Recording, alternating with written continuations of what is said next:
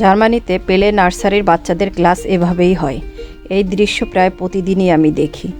এত সুন্দর সুন্দর দৃশ্য আমার চোখের সামনে আসে যেটা আমি তুলে ধরতে পারি না, অথবা তুলে ধরা অপরাধ।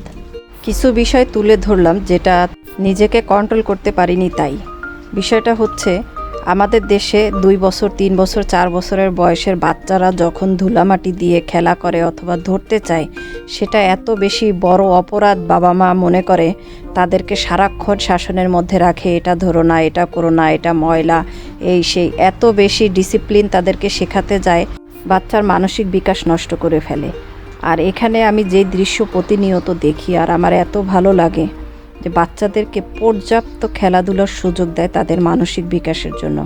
বাচ্চারা পড়াশোনায় যখন অ্যাটেনশন দিতে পারে না, সেটার পিছনে কারণ থাকে। তাদেরকে খেলাধুলার জন্য পর্যাপ্ত যে মানসিক বিকাশের দরকার হয়, সেই সুযোগটা তাদেরকে দেওয়াই হয় না। বাবা মায়েরা যখন ফ্ল্যাট বাসায় আটকা থাকার পরে মনে করে যে স্কুলে দেই, তাতে করে সব বাচ্চাদের সাথে মিশবে, তখন যে জটিলতার সামনে পড়ে সেটা হচ্ছে বাচ্চার এত বেশি পড়া থাকে যে পড়া বাচ্চা এবং বাচ্চার মা মুখস্থ করতে করতে তাদের জানের দফা রফা সারা হয়ে যায়। তখন লেখাপড়া হয়ে যায় বাচ্চার কাছে একটা আতঙ্ক। না সে খেলাধুলা করে তার মানসিক বিকাশ তৈরি করতে পারে, না সে লেখাপড়ায় মনোযোগ দিতে পারে। আর এইখানে এই যে 2টা বাচ্চা কার্টুন দাঁড়িয়ে আছে, এটা হচ্ছে সিগন্যাল যেন এখানে বাচ্চারা দৌড়দৌড়ি করবে, কোনো গাড়ি যেন এখানে প্রবেশ না করে। সেটা সব মিলিয়ে পড়াশোনা হওয়া উচিত এমন যেটা বাচ্চারা খুব আনন্দের সহিত নেবে, তাদের উপরে কোনো প্রকার প্রেশার না পড়ে, বিশেষ করে মায়েদের উপরে কোনো প্রকার প্রেশার না পড়ে। বেশিরভাগ মায়েরা বাচ্চাদেরকে স্কুলে দেওয়ার পরে এত বেশি ডিপ্রেশনে থাকেন বাচ্চাদেরকে নিয়ে, বাচ্চাদের লেখাপড়া মায়েরা বোঝেনই না যে তাদের অ্যাংজাইটিগুলো বাচ্চাদের মধ্যে ঢুকিয়ে দিচ্ছেন। সর্বপ্রথম বোঝার যেই বিষয়টা, সেটা হচ্ছে বাচ্চাদের সাথে বাচ্চা সুলভ আচরণ করা। বাচ্চা যেই বয়সেরই হোক, সেই বয়সেই তার জগতে ঢোকা।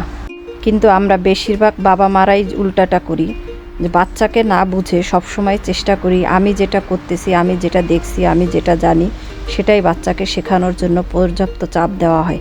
তাতে করে কি হয়, বাচ্চা কোনোটাই শেখে না। টিনেজ বয়সে যে বাচ্চারা বেশিরভাগ বিগড়ে যায়, এটার একটা অন্যতম কারণ হচ্ছে সে ছোটোবেলা থেকে চোখে যেটা দেখে, কানে তার ভুলটা শোনে।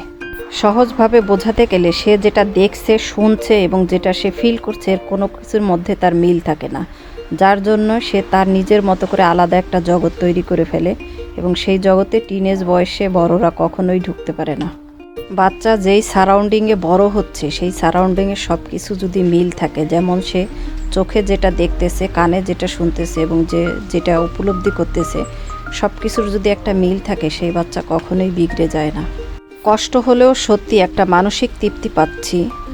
দেশে থাকতে যেমন ফারনাসকে বেসিক জিনিস বাইরে অনেক কিছু শেখাতে হইতো, যে এর সাথে যেও না, এ খারাপ, অথবা এর এই বিষয়টা ঠিক না, তোমার তার সাথে মেশা উচিত না। বেসিক জিনিসের বাইরে এগুলো যখন তার মাথায় ঢুকাতাম, সেটা তখন মনে করতাম যে সে সেই পরিবেশে গেলে প্রবলেম। কিন্তু এখন মনে হচ্ছে যে এই নেগেটিভ জিনিসগুলো যখন ওর মাথায় থাকে, তখন আসলে পজিটিভ জিনিস ওর মাথায় জায়গাই পায় না।